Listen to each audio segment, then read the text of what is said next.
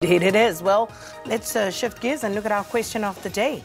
And yesterday we started a conversation about the TRC, 20 years since those recommendations were handed over to government. And we're continuing that conversation later today with Advocate Dumisani Sebeza, who was one of the commissioners, and also Dr. Marjorie Jobson, who was working and still works with the Kulumani support group, representing victims. So we'll continue that conversation. But our question this morning is 20 years since the TRC's final report and recommendations were handed over to the Government of National Unity. Some victims are still waiting for restorative justice. What are your thoughts on the effectiveness of these commissions of inquiry? There's so many commissions. I mean, wherever you look, there are commissions sitting at the moment. There have been commissions over the years, and from previous experience, how effective are they? When you look at the TRC, as you say, we're going to talk about this issue. And yesterday was a great eye-opener, I must say, when we had that conversation with Lucanio Kalata as well as Selo Hatang from the Nelson Mandela Foundation, talking about the TRC, talking about the findings and the basically the recommendations of the TRC, and have they been implemented? Unfortunately, not. And people look back on the TRC and say, you know, it was a waste of time. But it wasn't a waste of time when you actually look at the recommendations, which is what we'll look at as Advocate Dumisani Sebeza gets into studio, and he can tell us, you know, this is what we recommended, what has been done, and, you know, why hasn't more been done? Because it was quite clear everyone who did not receive amnesty through that process of the TRC, all those dockets that were handed over to the NPA for further investigation, those needed to be followed up on. So, you know the adage, justice delayed is justice denied? Yes. Surely it applies in this instance as well. And this is why so many people are so angry. 100%. Because people went there, they poured their hearts out, as you can see some of the archive footage from that TRC process. And they laid it all bare for the whole world to see. For what? I know. For what?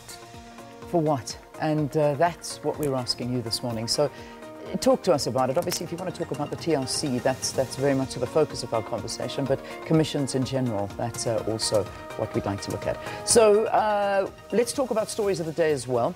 The big ones to look out for today. First up, we had it in the news. This is going to be a big one. Government's presidential summit on gender-based violence and femicide, that gets underway in Centurion today.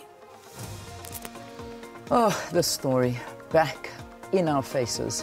20-year-old Nicholas Nino accused of allegedly raping, I think it was a 7-year-old girl, not a 6-year-old girl, but I'm not sure, at Dross Silverton, the restaurant there. It appears he will appear at the Pretoria Magistrates Court today. Then DA Mayor-elect for Cape Town, Dan Plato, is to be sworn in as a councillor today following Patricia de Lille's resignation as Cape Town Mayor yesterday. 2 suspects expected to appear in Cape Town Magistrates Court following the murder of prominent criminal advocate Pete Mihalik. So those are some of the top stories that we'll be covering for you today across the SABC News platforms. And let's take a look now at what some of the hot talking topics were on Twitter. So these are the trending ones. Hashtag Public Protector.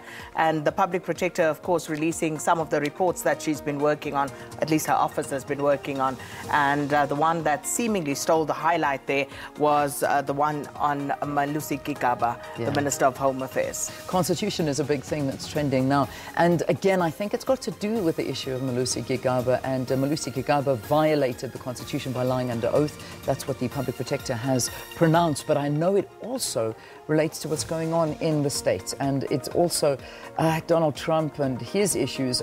Basically, just in a nutshell, saying Trump's commentary on birthright citizenship is beyond parody. Birthright citizenship is a very important subject. It's much less complex than people think. It says loud and clear in the Constitution that you don't have to go through the process. But Trump's saying, I believe that I can go above the Constitution or something along those lines. So this is a big talking point in America as well. So I suppose between the two, every time Trump says something, it's a big talking point. I see he's lost his buddy Kanye West now.